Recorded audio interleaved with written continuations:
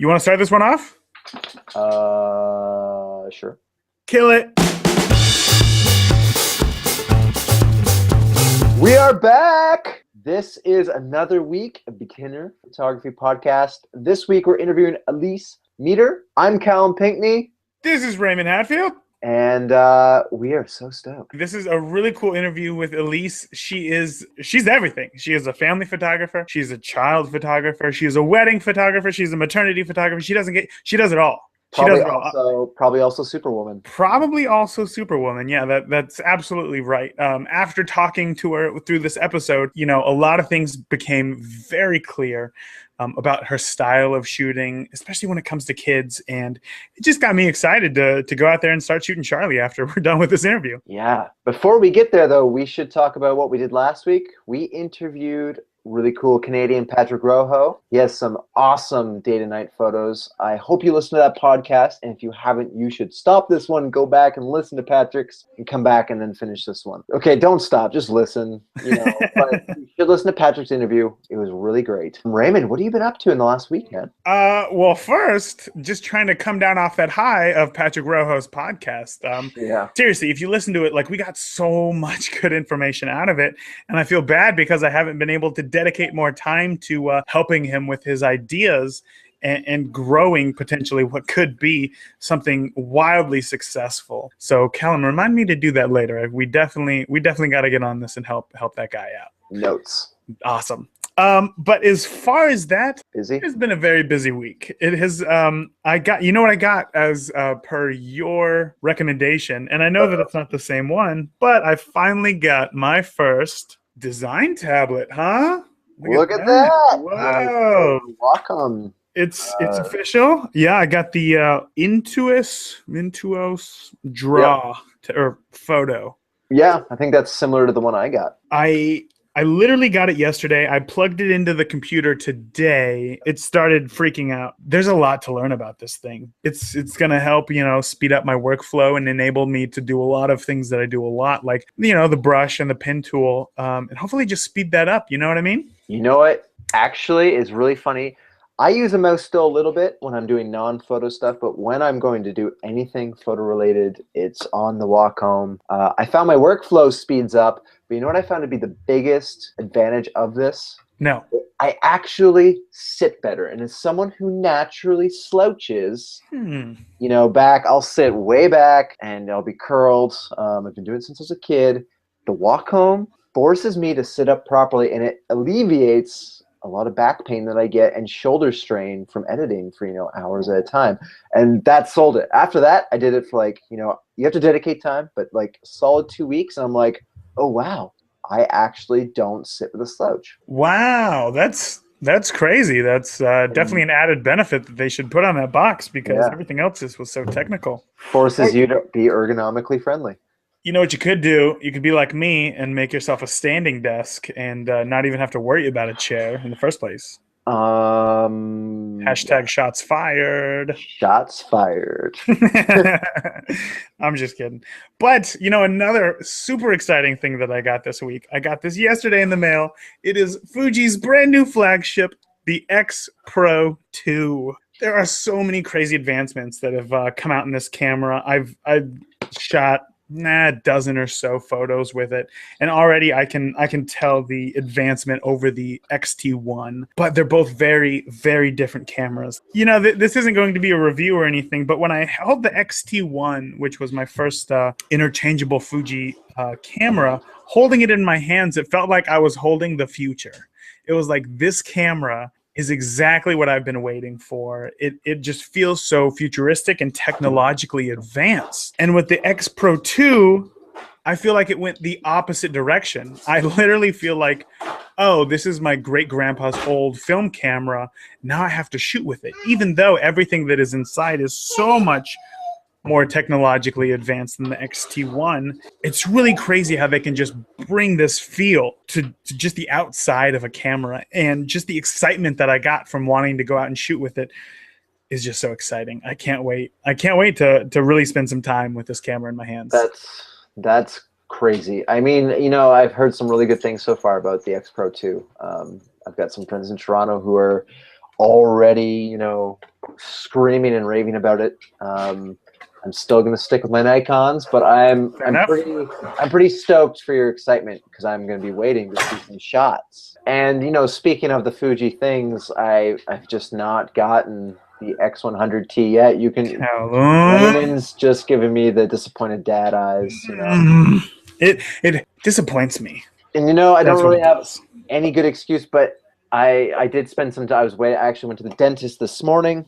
And while I had to sit there and wait to get into the dentist, I was on my local used selling group looking for a used one. So I think I'm going to go to the used route because they're still pretty much brand new, and I'll save some money. Fair enough, man. Fair enough. I'm telling you, I just shipped mine off yesterday from Amazon. It sold way quicker than I was expecting it to. Yeah, it was only up for 3 days, I guess, before it sold. They're just really fun cameras, and I really hate to see it go, but just with the XT1 and the X Pro 2, it's hard to fit it into my workflow at an event. So yeah, I'm really stoked to be able to use it as just a small little camera, especially for my road trip next year.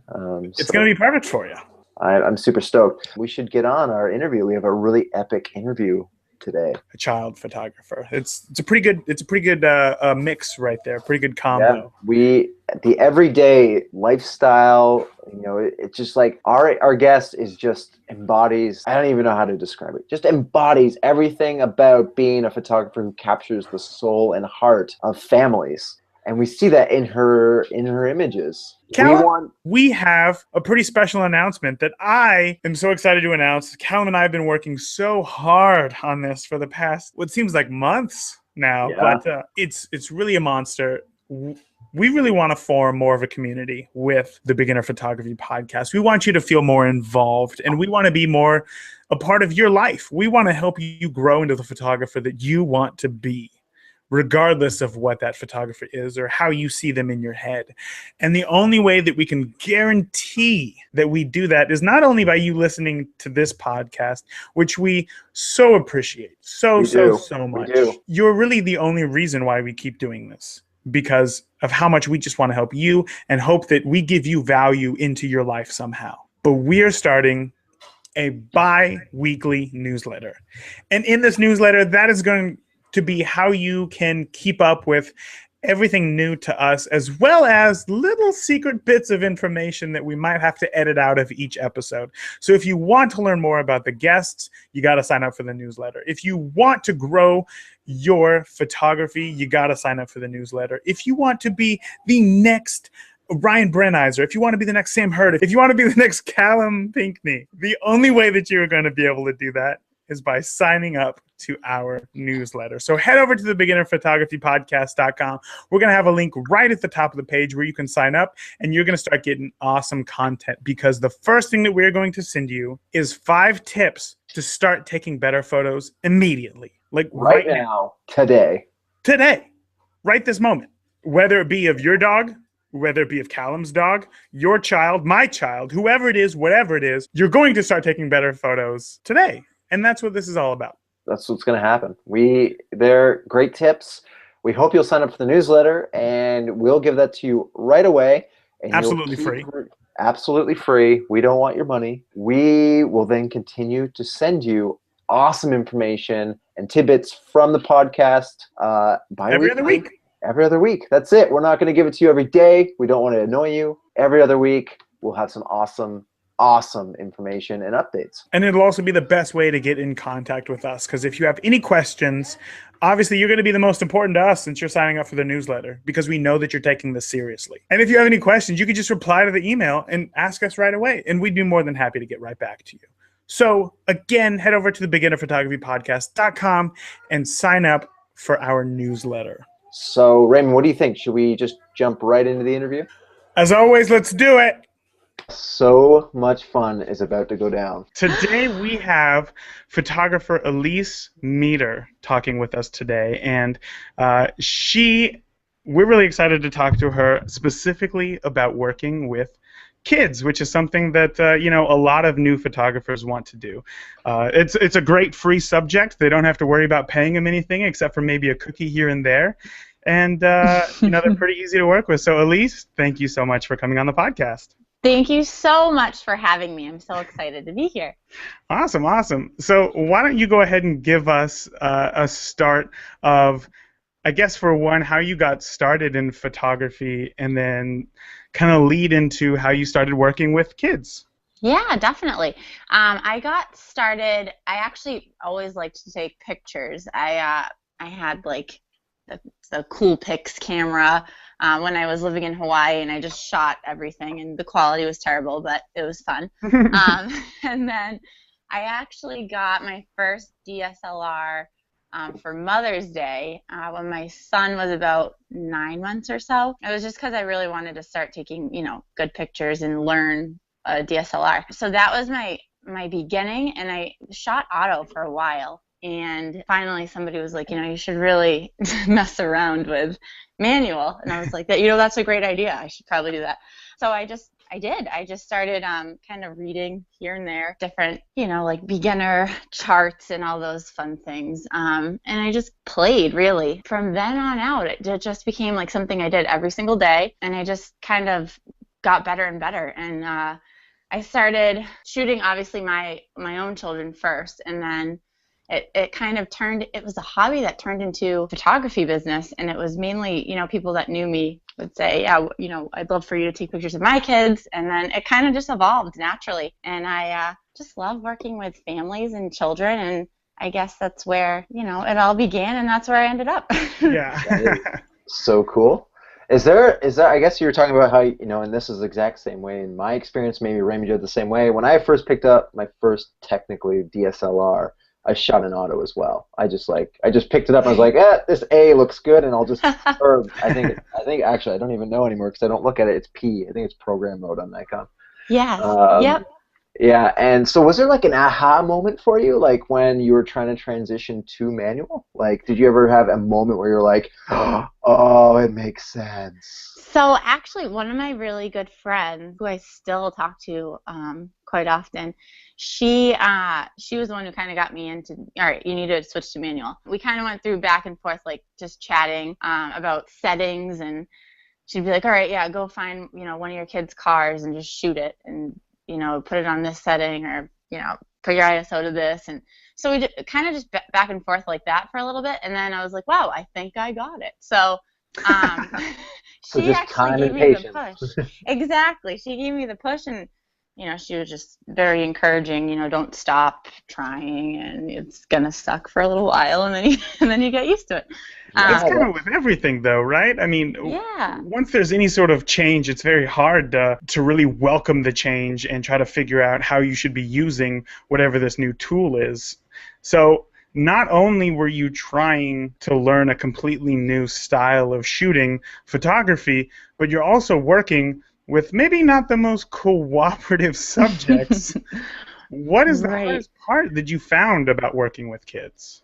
Yeah, definitely. I mean, as you know, as everybody knows, kids are very unpredictable. So you go into a session, or even if it's just casual, and they might not want to even be near you. And yes, I think I just take it one step at a time. So if I can tell a child's not really feeling it, I just kind of joke around with them, kind of put the camera down for a little bit, and just get them to trust me. And I'm really just very laid back, and I try to talk to them as if I'm talking to my own kids. Lots of jokes, and like sometimes it might be inappropriate jokes. Like those are the best. Like, sometimes I shout out the word fart, and it works, and they laugh, and that is kind of awesome. And it works. But I think the biggest thing is just not to get frustrated or impatient. It takes patience, and you just kind of have to go with the flow, I think, when you're shooting kids. I think that's a whole lot easier coming from a photographer than a parent who is obviously paying for a session and worried about the kids trying to get good photos. So this is kind of not so much about kids, but how do you manage, the parent side of it when it comes down to them not behaving properly? These are such good questions. That is such a huge thing. When you go into a session, you can tell that it's just like so much tension. Because they're probably trying to pick out outfits and then cram everybody into the car and get to the session, and they're late, and their kids are screaming. And So I start out actually by telling them, like, listen, I know it's not the most like exciting thing right now. You're probably a little stressed out, but really all I ask them to do is interact with their family and kind of disregard me. And then I always tell them, you know, at some point I'll tell you to look at me, but other than that, like, don't look at me. Just don't pretend like I'm not here, and carry on, toss them in the air, tickle them, whatever you do. If I wasn't here, just do that. And then those are going to be the moments that A, you're going to want to remember, and B, make the best photograph. That's great. I love that. I kind of sort of do this same thing when I show up.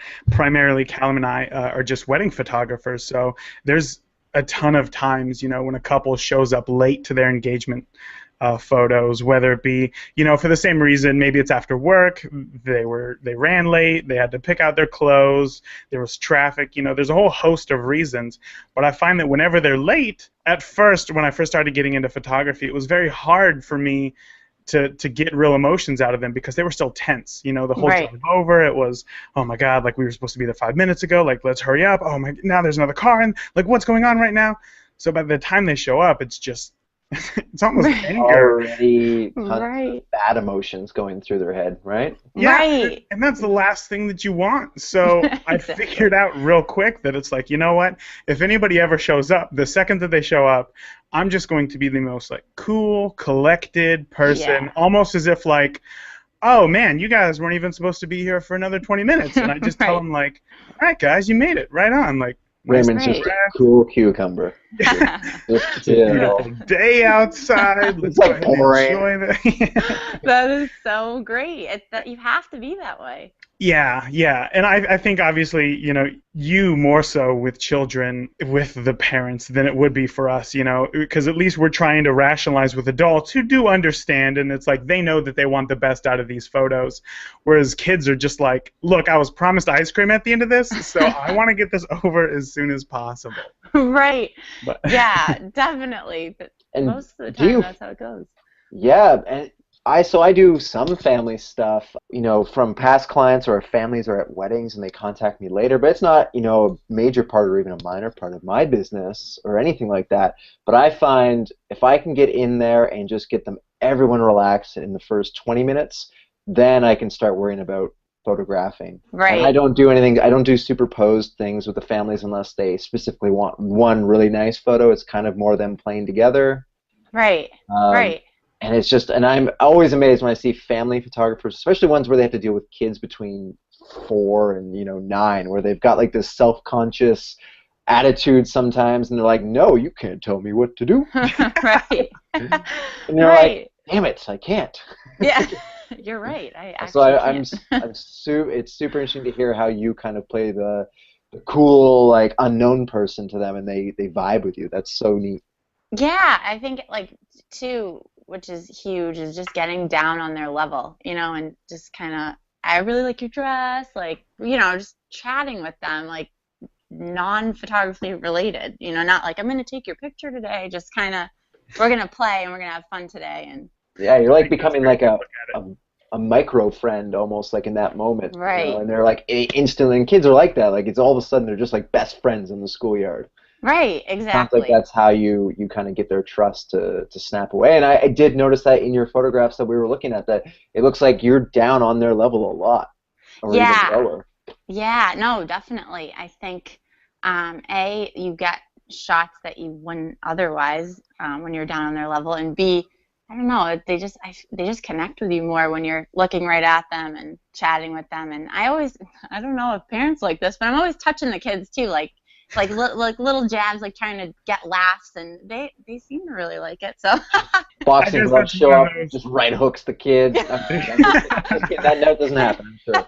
No, I really hope that does not happen. But I would think that would be one of those ends justify the means, I guess. You know, as long as you're not taking it too far, and you know, even if a parent does think that it's kind of questionable. Like sometimes, I guess it all depends on the type of photographer you are, but sometimes, you know, I'll ask the groom-to-be and say something like, you know, hey, whisper something dirty in their ear or something like that. And, you know, it always gets a great emotion, but at first it's like, why are you asking me? Like, why are you in my Right. face when you're asking me to say this? Like, it feels weird. But once they see that photo, all of a sudden it's like, oh, it makes sense. Like, I look so happy. Like, this is a hilarious, Right. very Right. uncomfortable moment. And Exactly. so, well, it sounds like you have found a ton of different like tips on getting kids to be relaxed and to get comfortable with you, to be able to shoot them in a way that you want to photograph them. So now I kind of want to know, what is it that you look for when it comes to taking photos of kids? I look for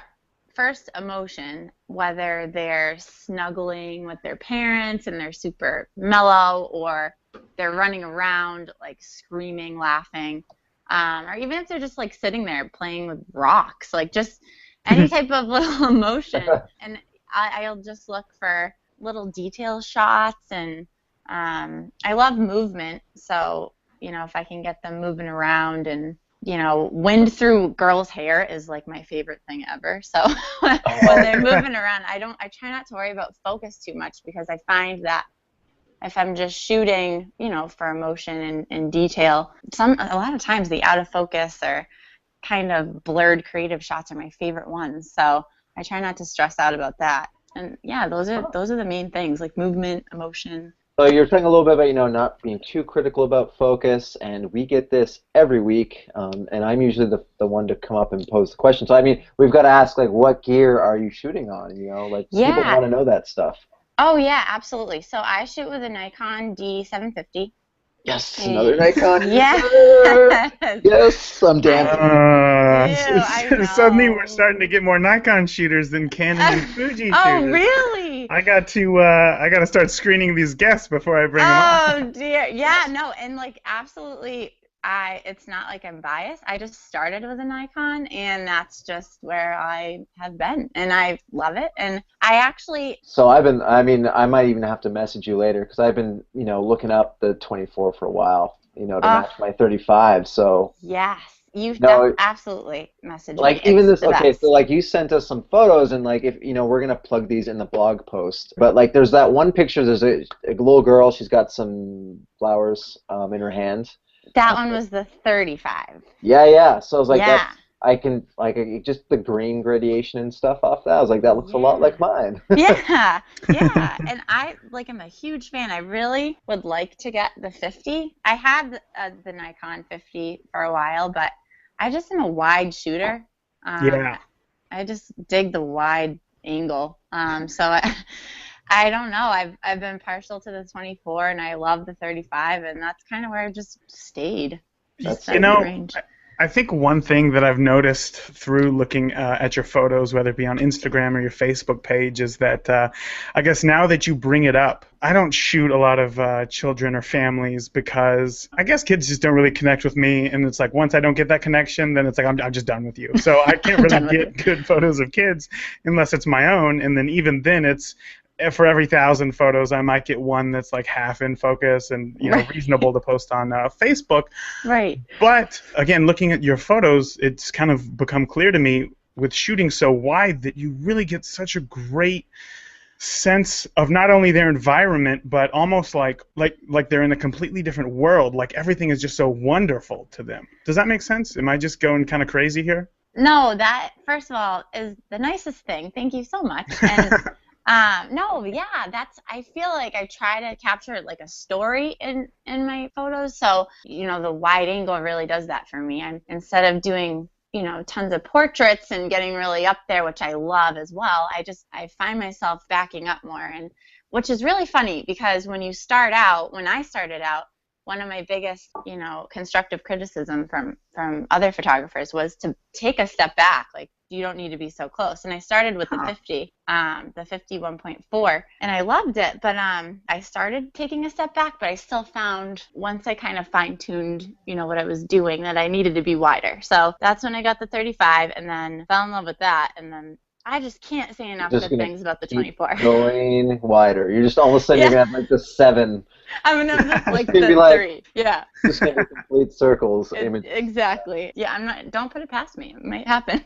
That might be the next big thing in family photography, and you'll just, you'll be the person to go to. I really love that you mentioned kind of telling those mini stories, and Raymond also, complimenting that, the children look like they're in a different world, because and this is another photo you sent us. These kids were looking over in that one box, and they're looking at some flowers and maybe some dirt or something. I don't really know what was going on, but I was more captivated by the children who were absolutely out of focus. They were nowhere close to being in focus, but the flower pot was, and I was like, that is a cool photo. And I, like, if those were my kids, granted I'm like 5+ years away from kids, depending on how my fiance calls it. Never know. I'm like, that would be a print. That would be on my wall for sure. Oh, you're the best. Thank you. Yeah, that I just actually took this week. That's my 2 boys, and we planted seedlings, and they're growing, and it's really exciting. So I put them in front of the window, and they were just kind of gazing, and I was like, this is really cool. This is a cool shot. So. It really is a cool shot, and I think what Callum said is that like he would print that photo kind of made me wonder, because I take a lot of photos of Charlie, of my son. Oh, I like that. Is there anything that you do with photos? Like, yes. Do you create albums? Do you make yearbooks? Do you like have large prints? Like, what do you love to do with your photos? Oh yeah, so I have like my whole house is like a gallery of my family, which is kind of creepy, but No. I dig it. So I have like those IKEA, they're like curtain wire, and I print the 5x5s from Artifact Uprising, and I hang them on those. Oh. I have like huge prints, I have canvases, I have like you name it. And I do also have just an album from Home Goods, and I just take 4x6s and I just put them in there, like no caption, nothing. Whoa, old school, like straight up printed photos, putting them in an album. You got it. Because then you take them out and you can hold them and put one in a frame down the road, and I just really like the prints rather than, I like the digital albums. I just really like the ones you can pull the print out and actually hold it in your hand. That's incredible. I love that idea. My family's been doing yearbooks. I mean, my mom was scrapbooking since, I'm pretty sure that my entire life was scrapbooked. And, I love that. I just have to find them in a storage shed somewhere. But since having our child, I've been doing like family yearbooks as well. So throughout the year, every time I take a photo, obviously with my phone, it gets uploaded to, photo stream or whatever. And at the end of the year, I just started going through month by month to looking at the photos and seeing which ones kind of really told the story of our year. Right. And then getting that made into a book. And now that, I wasn't printing the 4x6s and going old school like you are, which is just so awesome. Like, I just made a book I just go through Blurb because it's really, a way just to kind of have something printed that you can look at and go through later on down the road that isn't stuck on a computer somewhere. And they turn out cool, but I really like that idea of getting the photos printed because, like you said, if you do want to put them in a frame, suddenly you have the ability to do so, and that's really cool. I like that. Do you have any like photo projects that you go through, like with your family, like maybe once a month you do this one thing or anything like that? So yeah, I do a project this year 366 the leap year. So I do that. I'm on day 91, so that's fun. 91, congratulations. That's some commitment. Oh yeah, it's great. And I went to Vegas and Nashville already this year, and I just used my phone. I just took some cool landscape shots, and I didn't miss a day yet. So that's cool, and it really does. It just like gets you back to the root of why I started anyway. And I don't lose sight of it. I know it gets crazy busy season, so the winter is just a nice time to reconnect with why you got into it and really get to the nitty-gritty of it all. And I feel like recharged and refueled to, start the craziness that's about to come in. Yeah, because you also shoot weddings as well, right? Like you do more than just families. You are good. Yes, I do. Done the research. Yeah, no, I do. Our first wedding is Saturday, this Saturday. My goodness, my goodness. Yeah, So, for the season. do you ever go to weddings and like look for kids specifically to take photos of? Because kids always have like such great emotions at weddings. Is that like a place where you love to get a few extra shots? You know, my partner, Sarah Driscoll, of Sarah Driscoll Photography, she is incredible with kids, and she actually is the one that will go up to kids, and I mean, I love it too, but she just like finds them and just does it, so it's kind of awesome. So she usually does that, and of course I love to also, but she has a way. It's pretty awesome.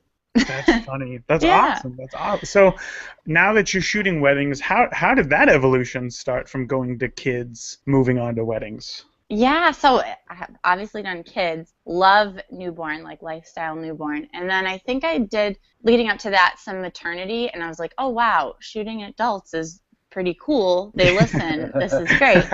And then a couple engagements, and then from then on, Sarah and I just chatted, and we were like, this would be really fun. Let's do that. Again, organically turned into a wedding business. We work so well together, and it just feeds a different part of your creativity, of your drive or passion for photography. It's completely different, and it's awesome. So I don't know how I got there, but I'm happy. But you're there now. Yeah, I'm there. I'm all, in a little bit of everything, it seems like right now, which I know, at some point you're supposed to specialize, but I don't Give me know a if break. that's for me. Yeah. No, I mean, one thing that we really try to push on this show is that there are a lot of rules to photography, and there are a lot of people who are going to tell you, like, maybe you should take a step back. That 50 is kind of close, but I think at the end of the day, we really try to push that if you're looking at your computer or if you're looking at the back of your camera and you, like, love what's coming out of it, then screw what anybody else says. Yes. If you just want to shoot weddings and you want to shoot kids and you like maternities, and you just love being with your camera, then I don't think that there's any reason why you can't do that. So to have somebody tell you, maybe you should just specialize in kids or whatever, is kind of ridiculous. Maybe specializing in something might be able to get you more money, right. But with that downtime, it's like, maybe you want to keep shooting anyway, so why not keep shooting? Totally. You hit the nail on the head. I just like to be with my camera, all right, and people. And people, the ones with the paychecks. Like even but beyond that, it's just like I've never been able to draw or anything. I've never considered myself a creative person until I picked up a camera, and it's just such an outlet. It's just fabulous. Even if you're not getting paid, it's just like the best fulfilling thing I do. Yeah, I don't think I think in maybe big cities. Specialization is probably a good business model to have, because there is just so many people, and people want to see specialization to know that you're the best. But even in my hometown, which is like a small country town, the wedding family, newborn, dog photographers, they don't specialize because the market doesn't demand that, and that's totally cool. They're really good photographers out there, and they will shoot everything and anything, and I think they're happy to shoot everything and anything. Right, exactly. You got it. That's how I feel. You could be anywhere. I mean, it depends on where you live, and everything. But that's like when I left that town, I was doing everything, and now I'm pretty much just weddings. So right. That's kind of a hard thing to move on to once you decide to make that jump. Part of me wishes that I could shoot more, but at the same time, I think that I use photography as less of a way. How would I put this? I use photography more of a way to live the lifestyle that I want to live than making me rich, I guess. Right. So, like, I'm okay with shooting less sessions per week, less sessions per month, and obviously overall less sessions per year, because that means that I can spend more time at home raising our child. And I think that this kind of just goes back to doing whatever it is that you truly feel passionate about, and whatever it is that you want to do. But that's what makes me happy, and that's how I get to do this, and that's what I enjoy. Completely. I totally agree. I think you have to figure out why you're doing it, and just stay true to it, So in that case, if Okay, let me take a step back. My mind just went a million miles a second. Okay. Because you just brought up a really good point about trying to figure out what it is that you want to do. Is there anything in the future that you see the direction in which you want to go? Do you want to shoot more kids? Do you want to shoot more weddings? Do you want to shoot less of something? Or do you like exactly how it's going now and hope that it just never changes? Yeah, I mean, I do like how it's going. I am going a little bit more towards like the lifestyle newborn, where it is family and kids, because most of the time there is a sibling. But they're more like intimate because they're in home. We're usually just like all on the master bed, and they're just kind of like gawking over this new adorable baby, and I just get to snap all these, beautiful moments. And then there's not really, like, you're not worried about, is the sun too harsh, or when you're outside in like an outdoor typical family session, or like how should I get them to sit on this blanket. And I do love that. I think if there's anything I'd probably move away from, it would be more of the kind of formal posed family sessions, and I'd rather just go for like fully lifestyle and like documentary. That is cool. Yeah, that's kind of where I see myself going anyway. This is now this may be taking it in a completely different direction, but are either of you fans of James Day? Yeah. James Day. Oh. Photographer James Day. He got a lot of success. I mean, he's been in it for a long time, but he got like some major success a few months ago when he did this crazy ambitious product where he shot a wedding and delivered the album that night. That night, yes. Yeah, it was absolutely incredible.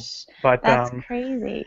I've been following him since a little bit before then. I heard him on another podcast, and now the way that he's kind of structured his business is all about giving back and enjoying time with the couples. Like, he really genuinely tries to be best friends with these couples, and I think that it's really amazing. And today he just posted, and I cried, the saddest video that I've ever seen, where a couple whose wedding he shot, they contacted him because they had given birth, and the child was not going to make it. So they wanted him to come and photograph, like, obviously it wasn't the happiest day of their life. It was definitely one of the saddest, but it was just the amount of emotion that he brought to it, and knowing how close he gets with his couples really shows in these photos and how emotional they are, and it was incredible. And if you ever get a chance to check it out, again, check him out. His name is James Day, and the video is called, I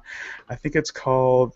Well, we should link it definitely in the blog and on our Facebook page. Right, yes. That's what we should do. Kid's name is Edison, and it was really incredible, but I think you touched upon it when you said that it was just about going into people's homes, which is where they're going to be most comfortable. There might be that park down the street that everybody knows of, but again, trying to wrangle the kids, maybe there's other people there, and it can feel awkward for the parent sometimes. But when you know that you're in your own home, that's going to bring like an added level of security and just familiarity to the family to be able to open up to you even more. And I think that that's exactly what you're going for in this, documentary style approach.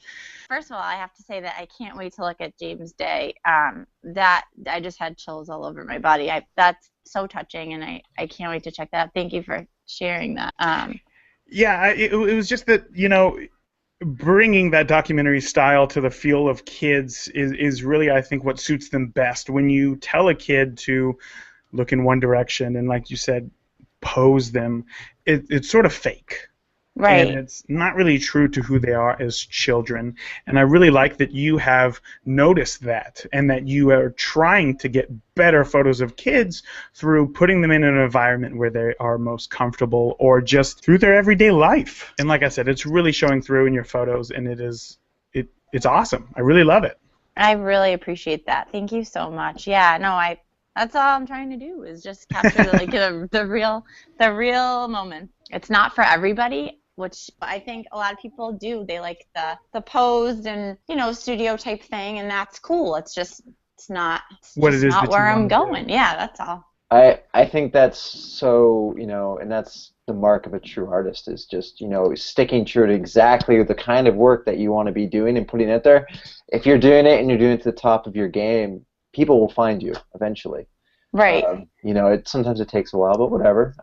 And it's obviously you're all over it. I just pulled up actually a photo on your Facebook page, and it was a dog licking a baby. Yeah. Like, right across the face, and I'm like, wasn't even just a little bit. It was like full on.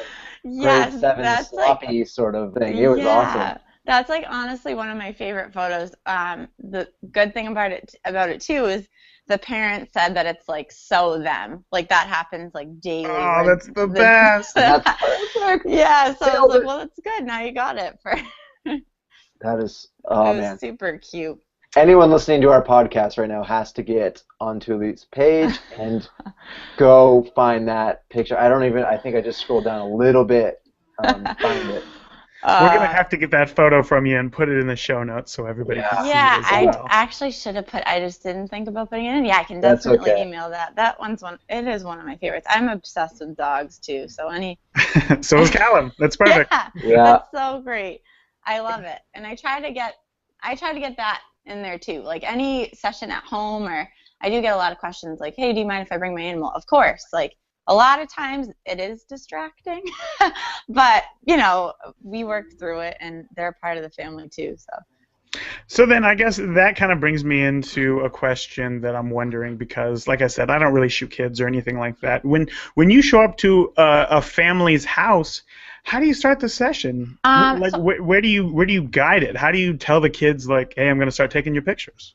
Yeah, I don't actually tell them anything. I just kind of like get in there as if I'm like, hanging out for the next hour. Like, what are you doing? I'll get down there with them and kind of play with what they're playing, and I just have my camera around my neck and I snap as I'm interacting. Wow. So you don't have any sort of, I don't want to say shot list because that sounds very robotic, but do you have any sort of like ideas of what it is that you want to get out of a session before you go? So a lifestyle session where it's just like there's no like newborn, it's just a family. Mm-hmm. No, I really just kind of let it all unfold. A lot of the times you either put them all on the couch or all on a bed so they're all together, because you definitely want moments where, everybody's in the frame and everybody's interacting. Mm-hmm. But other than that, no, I try not to have like a schedule of shots or let's do this first and then this. And I started newborn out with trying to get posed, like kind of posed shots. I'm not good at that, but I'd try. And I think it was like maybe 7 months ago, I sold my beanbag, and I was like, I'm not doing this anymore. And totally just let it happen. So the parents hold the baby, and the sibling comes up and talks to the baby, and I just capture all of that, and I don't worry about the posing. And I just like the way they turn out better, honestly. So well, it shows. It really shows through in your photos. I have one quick question about this, and maybe, and this is because I struggle with this when I do specific requests for family photography. I typically try to get them in their home, at least for part of the session. Yeah. To do some sort of very candid lifestyle stuff.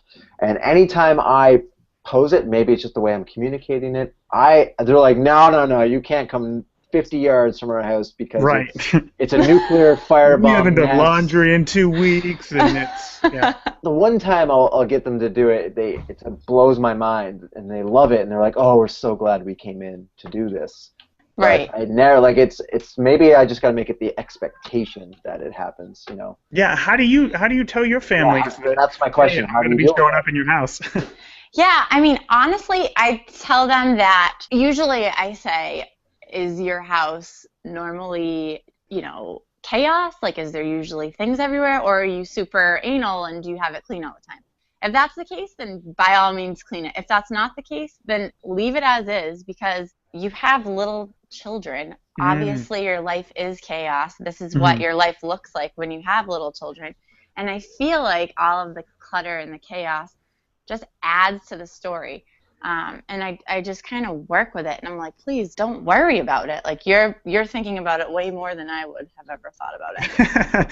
So note to all the moms at home who are taking pictures of their kids with their iPhones is now you don't have to worry about cleaning up. Yeah, I mean, like, listen, if there's a huge, I don't know, like awful mess of some sort, then yeah, we try to like avoid that maybe. But really all I tell them is I just need some pretty light, like what room has pretty light? Let's go there and make it happen. Have you ever been in a situation where they wanted you to shoot in one room, but it was just garbage, and you found a room with good light, but it was just a disaster? Honestly, I actually haven't. Luckily, I've had instances where it's been super dark, and I've been really nervous about having the session because I'm Right. like, am I going to have enough light? And it's so weird. And now I know this because I actually just had one this week. Every time I'm nervous, it ends up being one of my favorite sessions. I think it's just because the dark, like rainy day light is just so soft and it's just pretty. So I just go with it, try to find the closest, furniture next to a window and put the baby there, put the family there, and have at it. You're also an interior decorator. Double dipping. You have to be flexible. Yeah, I can totally feel for that. Man, this has been such a cool interview and podcast. I've actually learned so much from this one about how, in the small amount of time that I'll do family photography outside of my wedding work, ways and strategies that I can get in and make even prettier work. I am so thankful you came on to chat with us. Like, mind blown. I'm so thankful to be here. You guys are so great, and I really appreciate your time and your confidence in this interview. Thank you so much. No, I seriously. really appreciate it. This was so cool. All thanks go to you, seriously. Without awesome photographers coming on and just being, true and honest to who they are, we really wouldn't have the podcast that we want our listeners to enjoy. Before we go, Elise, can you just give us a quick rundown of where everyone listening to the podcast today can find you? Yeah, definitely. I'm on Instagram, Elise Meader Photo. And then same with Facebook on Elise Meader Photography. Awesome. And my website is just www.elisemeaderphotography.com. Awesome. Right on. We will link all of those in the show notes for the post and on our Facebook page as well. Perfect. Thank you so much. I really appreciate it. What a great interview. I'm blown away. I think the whole interview just made me really excited to go back out there and hang out with Charlie and just take some more photos of him, because I think that Elise's approach to photography and just the way that she sees, I don't want to say sees kids, but the way that, what it is that she's trying to capture, more emotion and the environment, is just a really cool way of shooting kids. Yeah, her perspective on just, moment to moment, getting at the kids' perspective and understanding their wavelength is, it's inspiring, but it's not even, I shouldn't say it's not hard. It probably is very hard, but it's not, it's like, it just seems so, like it should just be intuition, but, hats off to her, because she's made, a life out of the photographing just her kids and other families in just this really beautiful essence. Like, I don't even know how there's like all these words I could use, but it's just they're so raw and powerful. And I think those lifestyle sort of candid moments really those are what blow me away. Especially her use of, shooting with a wide-angle lens. I mean, without being any sort of professional or paid, child or family shooter, I feel like I would never use a wide-angle lens on kids because of the amount of distortion. And she knows how to work it. She knows her gear inside and out, and she uses it absolutely perfectly to just, I don't want to say create this world, because there's nothing fake about the photos, but once you see the photos, you can almost be in the imagination of the kids. Yes. And just see how big the world is. Absolutely, and I think that speaks to the wider angles. She's really pulling in contextual items in the house, outside, to really draw you in. And I think this also speaks to another point, Raymond. If you don't feel the same way, say so. But gear is not important, and that's something we say almost every week. We started out this podcast with me telling you that I just bought a brand new camera and how excited I am to shoot with it. But I will still be the first person to tell you how little gear actually does matter. And it's just an extension of the tools that you want to use. Yeah, I mean, if it fits the job that you need, if you need to take a photo of someone 500 feet away, then you need a longer lens. But Elise's point of view is wide. And that gear, the 24 and the 35 Sigmas, do that perfectly for her. So you don't need to have, gear hoarding syndrome or anything. You can just, if you only want to use a 50, only use a 50. Yeah. Or whatever you want to use. I'm really impressed she only shoots those two lenses for all of her family work. You and I both, man. I was really surprised. And I think that was a pretty big takeaway from me. However, for you, the listeners, we want to know what your biggest takeaway was. Do you have kids at home that you like to photograph? I want to know what Elise said in today's interview that you were going to start implementing into photographing your kids, or maybe taking on to paid gigs. Like, I want to know that. Like, what inspired you about this episode? Yeah. Let us know at the beginnerphotographypodcast.com. Check out the show notes. It's a monster, man. It's an icon already. I feel like, now that we're 16 episodes in, we're really starting to get into like this cadence and like this really good flow with these interviews. It's really exciting. It's bringing this passion into it all over again. Yeah, we were, I'm still, every interview just blows me away. Raymond's going to have so much editing at the end of this. I'm blown away every time because there's just people all over, we're just interviewing people in North America right now, but people, we're meeting that they're not getting, the recognition I even think they should be getting. Like, it's amazing. I'm so impressed with everyone's work. It's good stuff. It's good stuff. There's no denying it. And it's awfully inspiring for new photographers. So hopefully that's exactly like who it inspires, the person who's just starting off, the person who really wants to get into a certain aspect and doesn't know where to go. So hopefully you got some words from Elise that, you'd be willing to share with us. Let us know. Check us out on Facebook, hit us up on Instagram, or the website, beginnerphotographypodcast.com. Raymond, go ahead, man. I was going to say this was a fantastic episode, man. That's what I was going to say. Great. We are on the same page. This is perfect. It was a fantastic podcast. We've had a great interview. It's been a pleasure again. If you have not subscribed to our podcast and you're just trying this one out, please subscribe if you liked it. Go back, listen to all the previous interviews. They are awesome. Got some good ones. And please stick around. We have some really cool interviews coming up in the next few weeks. And I think we might even have a podcast while I'm away in Washington. What? It'd be like, I might even get some photos together and do like a vacation blog post just for you guys. Maybe I'll put that in the newsletter. You might have to sign up just to know. Who knows? Sometimes you just got to ask people to trust us. Cool photos on my trip in the newsletter. Guaranteed. I loved it. So guys, until next week, this has been the Beginner Photography Podcast. As always, I'm Raymond. I'm Callum. And keep shooting. Take photographs you love. Inspirational quotes from Raymond and Callum. Have a great week, guys. Have a great week.